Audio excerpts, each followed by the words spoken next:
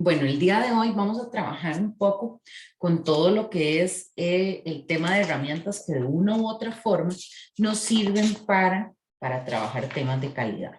Entonces, creo que ya lo habíamos mencionado incluso en una de las clases anteriores, que hay una metodología que nos colabora mucho con el tema de ordenar los procesos y es una metodología japonesa que se llama las 5 S. Las 5 S, de una u otra forma, es una herramienta que lo que busca es trabajar de manera ordenada la mejora de los procesos y nos permite organizar lugares de trabajo y haciendo que sean funcionales, que puedan estar limpios, que puedan estar ordenados, que sean agradables. Entonces es de una u otra forma una metodología que no solo colabora con el orden y los temas laborales, sino también colabora mucho con el tema de bienestar. Y básicamente, bueno, la metodología base es las 5 S, sin embargo, ya incluso los japoneses van por las 9 S. Entonces, han continuado desarrollando otras S nuevas que de una u otra forma han venido a colaborar y coayudar con ese tema de mejora continua. Entonces, básicamente, lo que nos dice la primera S, que es el de seleccionar, se selecciona lo que es realmente necesario, se identifica todo lo que no sirve o tiene dudosa utilidad para eliminar de los espacios laborales. Yo no sé si ustedes conocen o han visto un programa muy famoso de como una influencer en temas de casas que se llama Marie Kondo. Y ella generó un método de orden y limpieza, por ejemplo, de los hogares. Bueno, si uno lo ve, es una similitud bastante grande con respecto a esa metodología de 5S, ¿verdad? Porque básicamente lo que busca es que nosotros seleccionemos lo que realmente usamos y que trabajemos solamente con lo que realmente se necesita y eliminar así esa cantidad de cosas que a veces no ocupamos en nuestras casas o en nuestros trabajos. Luego tenemos la S, que es con respecto a ordenar.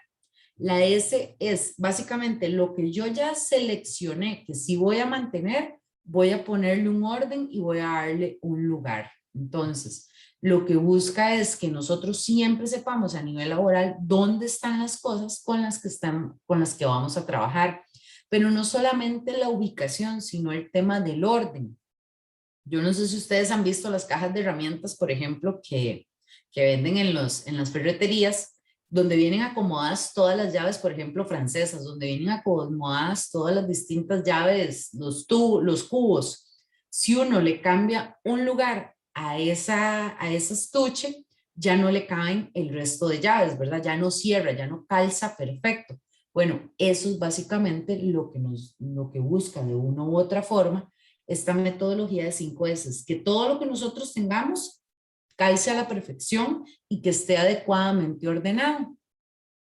Luego, lo que busca es el tema de la limpieza y la inspección.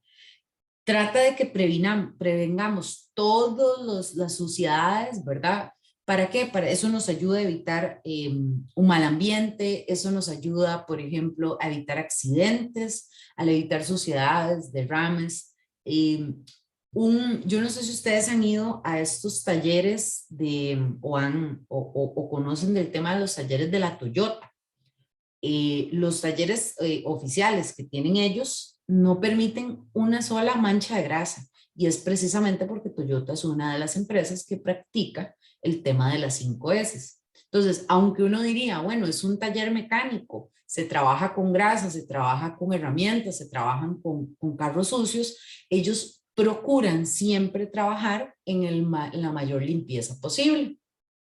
Y luego, la cuarta S es estandarizar, que lo que busca es que nosotros mantengamos continuamente las primeras 3 S y que se haga de manera estándar. Y por último, la quinta S, que sería la de disciplina. ¿Por qué? ¿Qué es lo que busca?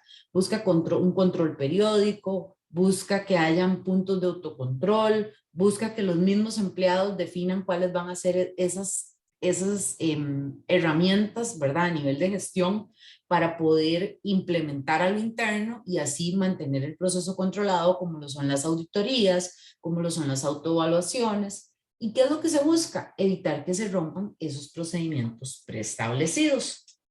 Y como les decía, de una u otra forma, ese programa 5S en su fase más operativa busca que el operador tenga organización, orden y limpieza, que a la hora de estandarizar nos permita ese control visual.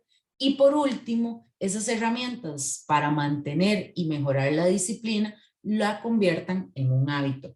Pero, como yo les decía, ahora ya vamos en algunos casos por 9S. Entonces, ¿cuáles son las siguientes 9S que han ido incorporando los japoneses dentro de sus metodologías de 5S?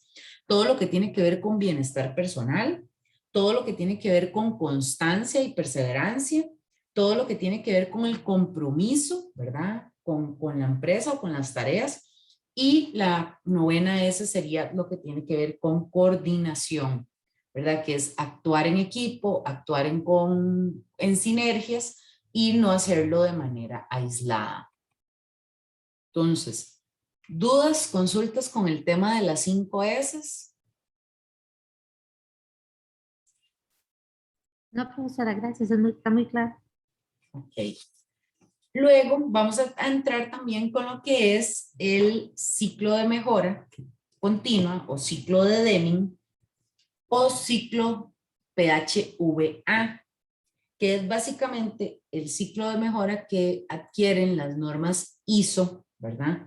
Como parte de la forma de implementar la mejora continua en las organizaciones. Y esto nos sirve mucho como una herramienta para los proyectos de mejora, nos sirve para la implementación de cualquier tipo de norma ISO, la podemos realizar trabajando el PHVA, pero incluso cuando no tenemos sistemas de gestión de calidad basados en 9001 y por ejemplo lo que tenemos es una gestión por procesos, también le aplica el PHVA.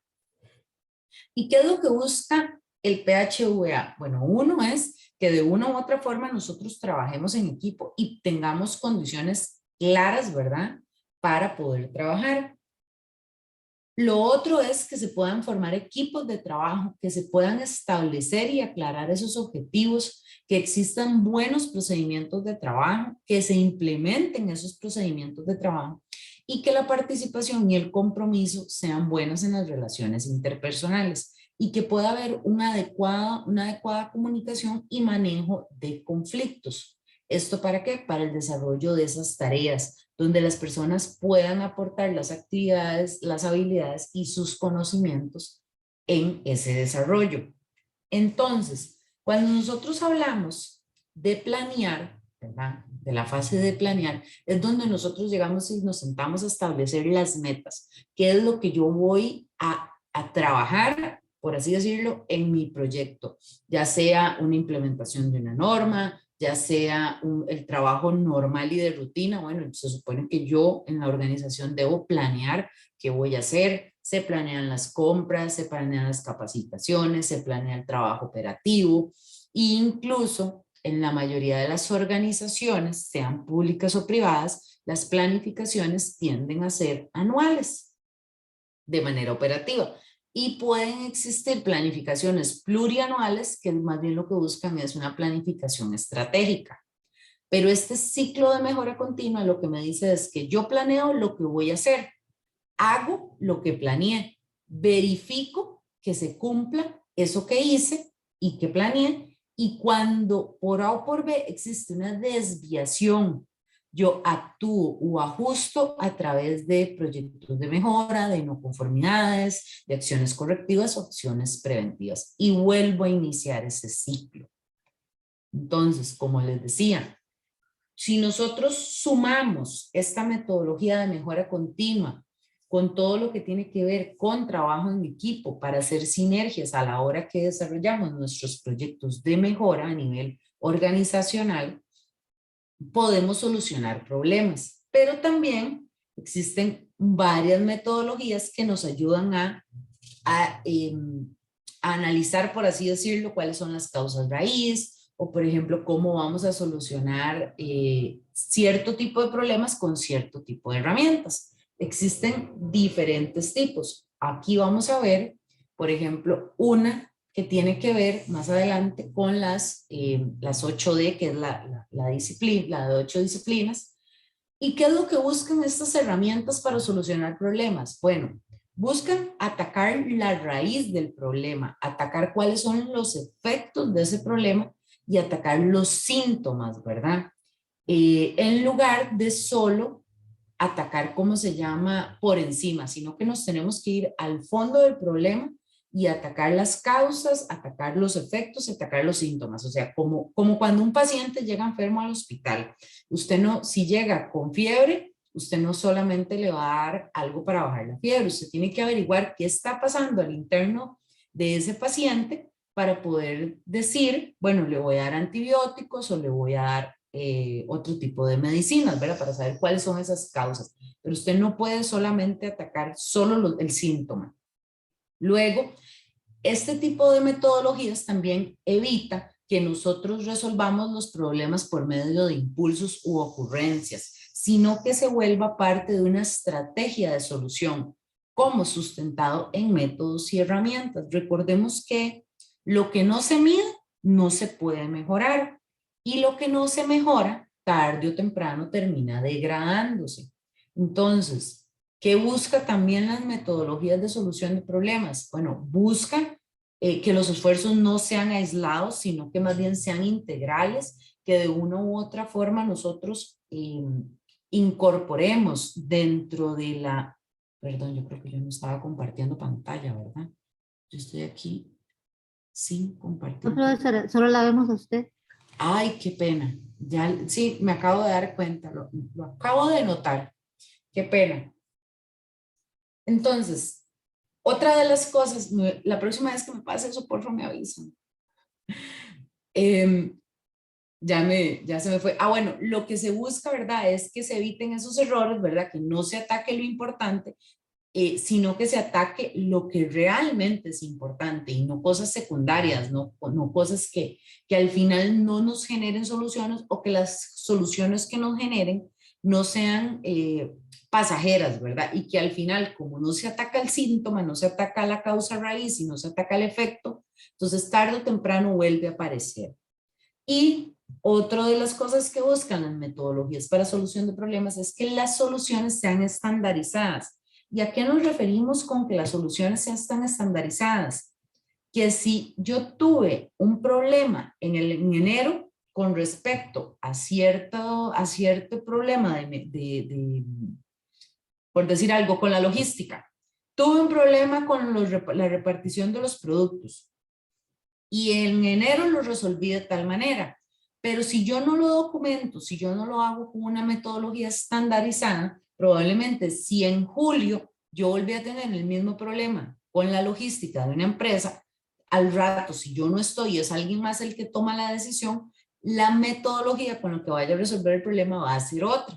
Y puede ser que sí resulte, como puede ser que no. Entonces, lo que buscan estas metodologías es que todos mis esfuerzos se orienten a estandarizar las soluciones y que esas soluciones ya probadas y que funcionan se conviertan en la receta para que más bien no vuelva a concurrir los problemas o los errores.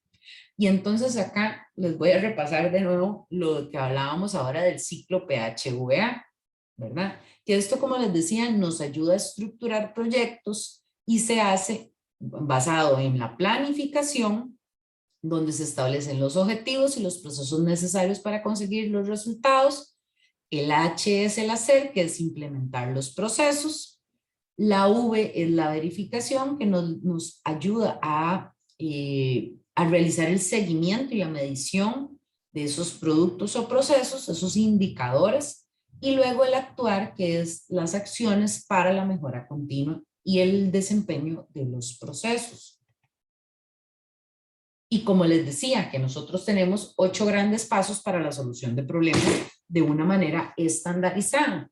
Entonces, si nosotros revisamos esos 8 pasos, se alinean a la metodología del PHVA, donde los pasos del 1 al 4 son parte de la etapa de planear, El paso 5 es la de hacer, el paso 6 es de verificar, y en el paso 7 y 8 podemos ver todo lo que conlleva el actuar.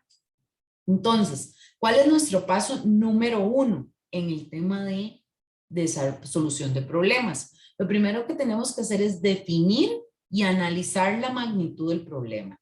Para que nosotros podamos definir y analizar la magnitud del problema, existen varias técnicas o herramientas a usar.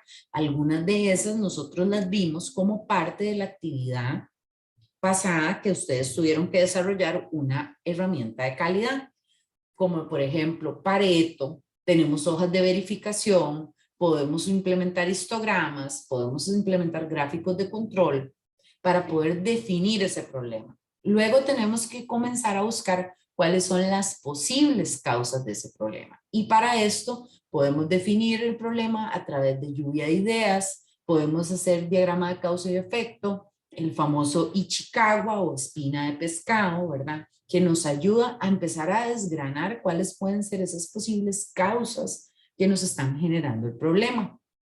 ¿Por qué? Porque para nosotros poder atacar esos efectos y esos síntomas tenemos que tener muy claro cuáles van a ser esas causas. A partir de ahí debemos investigar cuál es la causa más importante y podemos hacerlo a través de un Pareto en el que nos dice que el 20-80, no sé si lo han escuchado, un grupo que le tocó el tema, pero recordemos que Pareto lo que busca es que nos concentremos en lo más importante y dejemos por fuera lo que no es tan importante. La mayoría de las organizaciones se enfocan en las cosas que menos incidencia tienen o que menos importancia tienen, ¿verdad? Y el Pareto lo que busca es que precisamente nosotros podamos estratificar esos temas más importantes. Luego podemos hacerlo también a través de un diagrama de dispersión, en el caso que tengamos datos, para saber cómo se están comportando esos datos, y como les decía, también con el diagrama de causa y efecto. Y luego tenemos que considerar las medidas de remedio. Tenemos que definir por qué se está dando, qué es lo que se está dando, dónde, cuándo, cómo.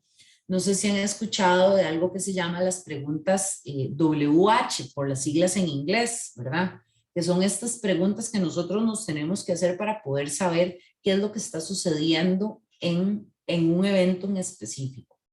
Cuando ya tenemos muy claro cuál es esa fase de planear y ya tenemos identificado cuáles son ese problema y cuáles son sus causas más importantes, ahora sí, tenemos que poner en práctica las soluciones. Y para eso debemos de tener un plan de trabajo, tenemos que tener puede ser a través de una metodología GAN, donde yo defina mis plazos, donde defina los responsables, donde yo involucre a todos los que están en el proceso específico que presenta el problema. A partir de que yo puse en práctica esas medidas de mejora o esas oportunidades de mejora o ese plan de acción, yo tengo que revisar cuáles son los resultados obtenidos y a partir de ahí yo podría tener, como les decía, Pareto, ¿verdad? Si tenemos datos, puedo tener hojas de verificación en caso de que sea un checklist para saber si el proceso se está cumpliendo, si el cronograma del plan de trabajo se está cumpliendo, puedo tener histogramas, puedo tener gráficos de control. Y luego, para poder garantizar que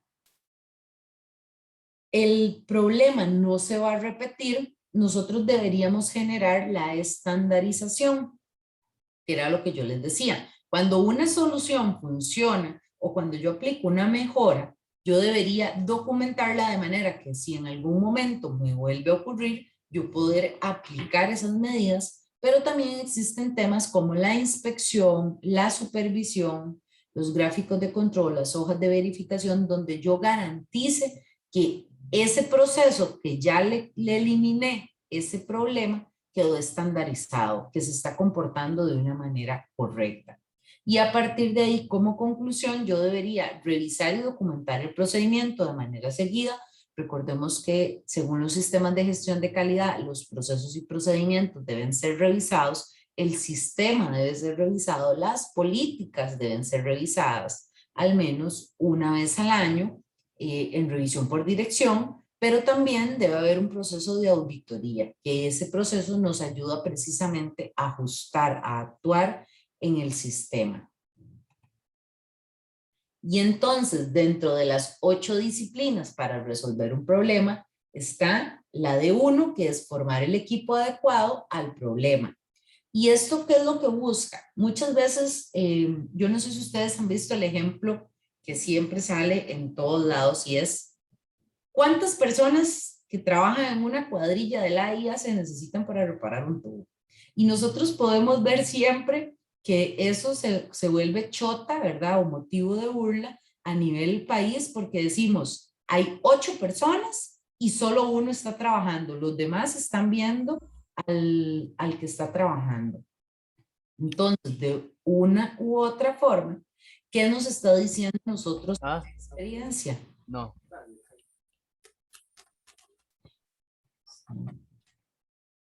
¿Qué nos está diciendo la experiencia? Que probablemente a la hora de formar ese equipo no se dio la formación más adecuada, ¿verdad? Porque si yo llevo tantas personas, probablemente no estoy generando un ahorro considerable en esos aspectos. Entonces, ¿qué es lo que buscamos? Que nosotros tengamos a las personas necesarias, que haya una mezcla de habilidades, ¿verdad? Que haya una mezcla de experiencia, pero que siempre debe haber al menos una persona que tenga la autoridad para resolver, para tomar decisiones.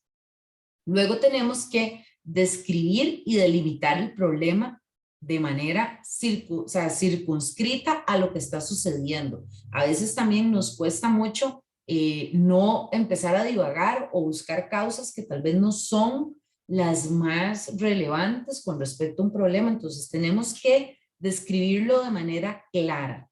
A partir de ahí tenemos que generar la implementación de una solución temporal o una corrección. En los sistemas de gestión de calidad existen las acciones correctivas y las correcciones. Para darles un ejemplo, si yo voy manejando de aquí a Guanacaste y en Alajuela se me poncha la llanta, la corrección inmediata que yo tengo que hacer es pararme a la orilla de la carretera, cambiar la llanta, poner el repuesto, que los repuestos generalmente los vehículos no le permiten a uno no debería uno avanzar más de unos 50 kilómetros y se supone que son una medida de mitigación inmediata, ¿verdad? Para atender el problema. Y luego yo debo ir a una gasolinera o a una llantera donde me arreglen la llanta y volver a poner mi llanta normal.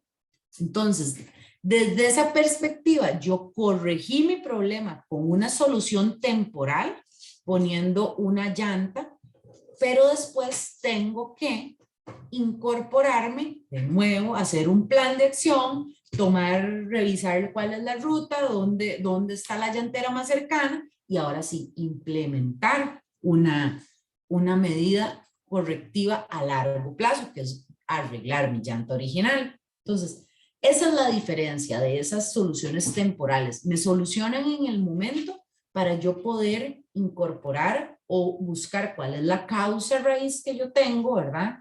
Si es que tuve un problema o solamente había por decirlo algo, había algo en la carretera que me le afectó a la llanta.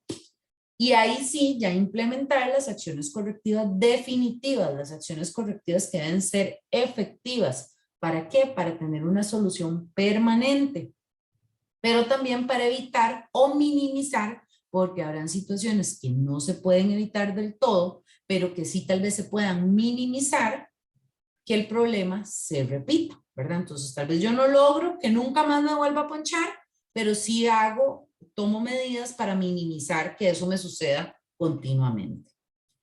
Y luego, por último, es cuando ya terminamos de solucionar los problemas, reconocer al equipo, comunicar los hechos y siempre, siempre se deben de comunicar los logros obtenidos, reconocerle los logros a las personas.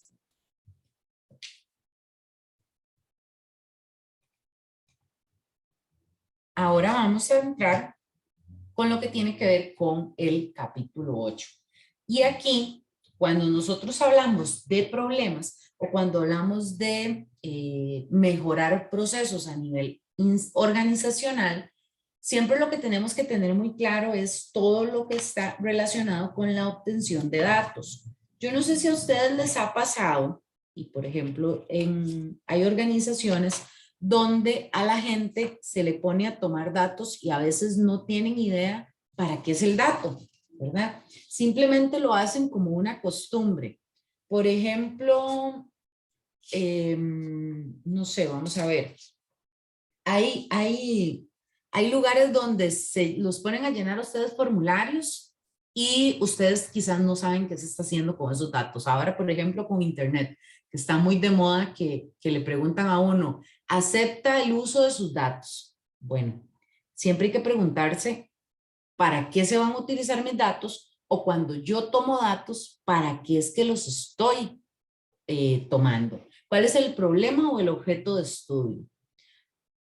¿Cuál es el objetivo que persigue esa toma de datos? ¿Qué información se requiere? Por ejemplo, cuando muchas veces hacemos encuestas, yo no sé si ustedes han visto que siempre se incluyen aspectos demográficos en las encuestas y entonces que incluyen el rango de edad, que incluyen muchas veces, dependiendo del tipo de encuesta, dónde vive, la ubicación geográfica. Y entonces, cuando nosotros tenemos que trabajar con datos, siempre nos tenemos que preguntar por qué, si de verdad yo requiero esa información y no es solamente tomar datos por tomarlos sin ningún propósito. Si mis datos existen, entonces ya yo puedo hacer el análisis. Pero ¿qué pasa en las organizaciones que a veces no se tienen datos de nada? Cuando no existen los datos, yo tengo que generar un plan de acción para obtener esos datos. Y aquí hay dos temas.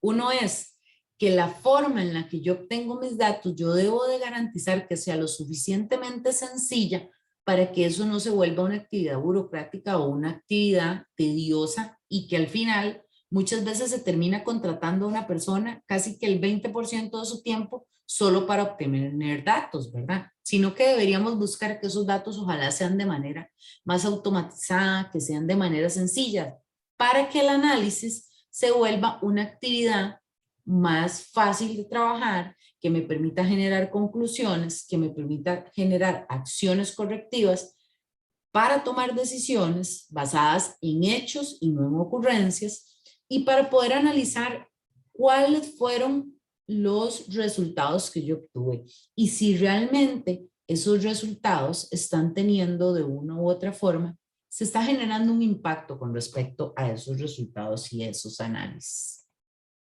Y entonces, dentro de la variabilidad, hay otra herramienta que se llama las 6M, que nos ayudan a monitorear los aspectos que generalmente más afectan a nivel de calidad. No son los únicos, pero suelen estar agrupados en estas categorías. Incluso cuando nosotros trabajamos con análisis de causa raíz, como lo es el Ichikawa, el Ichikawa utiliza dentro de sus características de búsqueda de causas las 6M. ¿Y qué es lo que busca? ¿O qué es lo que nos dicen las 6Ms? Que estas son las causas más comunes en que los procesos de una u otra forma pueden presentar variabilidad, que son a nivel de materiales, ¿verdad? A nivel de maquinaria o equipos, a nivel de mano de obra o recurso humano, a nivel de mediciones, en el tema medioambiental y en los métodos. Entonces, ¿qué es lo que buscamos nosotros con respecto a reducir la variabilidad de esas 6Ms? Que la variable de salida sea de calidad. O sea, yo reduciendo cualquier error a nivel de esas 6Ms de manera sistemática, se supone que mi proceso se va a mejorar y lo voy a ver al final fortalecido y lo voy a ver con menos variabilidad y lo voy a ver con características, ¿verdad? De cada vez de mejora continua, si yo hago esta revisión de manera sistemática. Y entonces, como nosotros sabemos que todo lo que sucede a nuestro alrededor de una u otra forma en nuestra vida diaria tiene particularidades variables, ¿verdad? Entonces, nosotros tenemos que tener un pensamiento de manera estratégica con respecto a la estadística, y es cómo yo voy a utilizar esos datos en la variación que ya yo sé que voy a tener.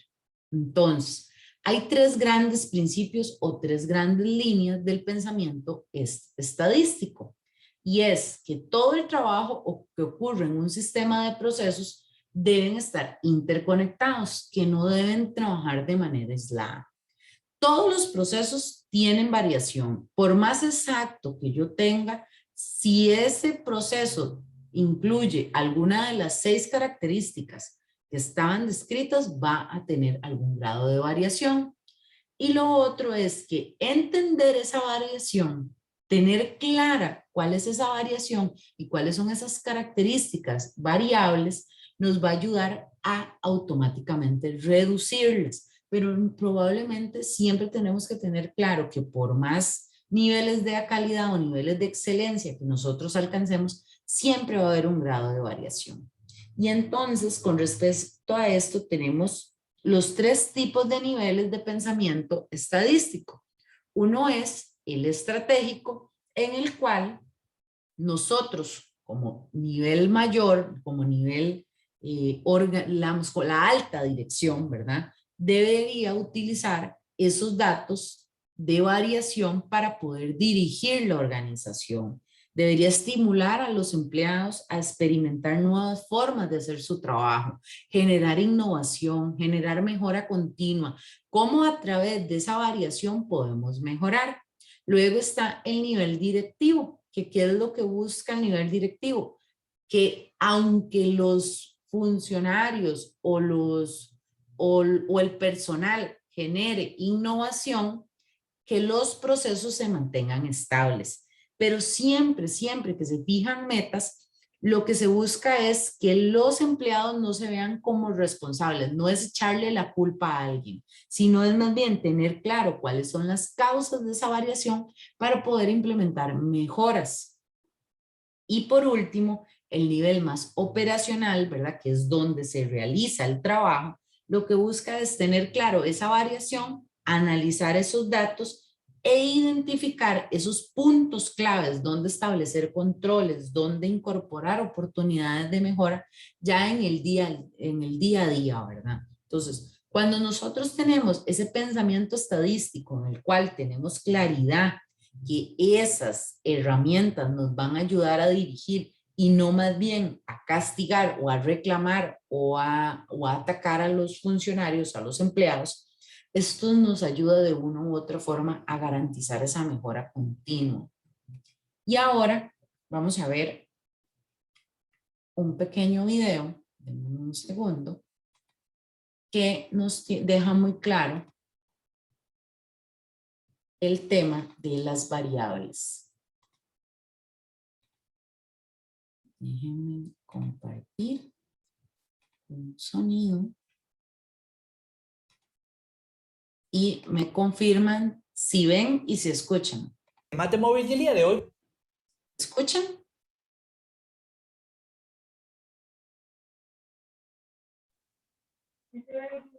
Sí, sí se escuchó. Ok. Entonces, Vamos a revisar las variables discretas y continuas. En un video anterior habíamos visto que las variables estadísticas se clasifican en cualitativas y cuantitativas. Cualitativas son aquellas que expresan una cualidad o característica y no pueden ser medidas con números. A diferencia de las variables cuantitativas, las cuales se expresan mediante un número e incluso podemos realizar operaciones aritméticas con ellas. Dentro de las variables cuantitativas tenemos dos categorías, las discretas y las continuas, y de ellas vamos a hablar en este video.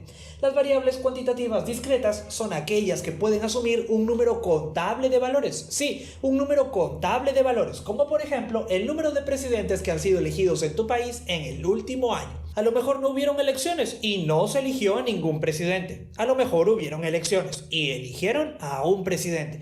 O a lo mejor la cosa estuvo muy movida en el ambiente político y tuvieron que elegir a 2 presidentes. Y si colocamos los valores de nuestra variable por aquí, del número de presidentes elegidos en el último año, podemos ver que puede tomar ¿cuántos valores? 1, 2 y 3 valores. Es decir, nuestra variable puede asumir un número contable de valores. Y por ello es una variable cuantitativa discreta. Diferente es la situación de las variables cuantitativas continuas, las cuales pueden asumir un número incontable de valores, un número incontable de valores, como por ejemplo el peso de las vacas en una granja. De repente hay vacas muy grandes que tienen un peso de 712,131415 kilogramos. De repente hay unas vacas un poquito más flaquitas que tienen un peso de 523,65348413 kilogramos. O de repente hay unas vacas intermedias que tienen un peso de 675,485284 kilogramos. Y de la misma manera podemos colocar aquí en nuestra pizarra diferentes valores de los pesos de las vacas. De repente hay otra vaca por aquí con un peso, digamos, de unos 712,1310 kilogramos. Y de repente otra vaca por aquí con un peso de 511,0203 kilogramos. Y de repente otra vaca por aquí con otro peso. Y de repente otra por aquí. Y de repente otra por aquí. Y por aquí. Y por aquí. Y por aquí. Y por aquí. Por aquí. Y por aquí. Y entre estas dos de repente hay otro peso de una vaca. Podría llenar mi pizarra de posibles valores de los pesos de las vacas en esta granja. Y nunca terminaría de colocar todos los valores posibles que puede tomar nuestra variable. Por eso, en este caso, estamos ante una variable cuantitativa continua, porque nuestra variable presenta un número incontable de valores. Si es que aún no se entiende,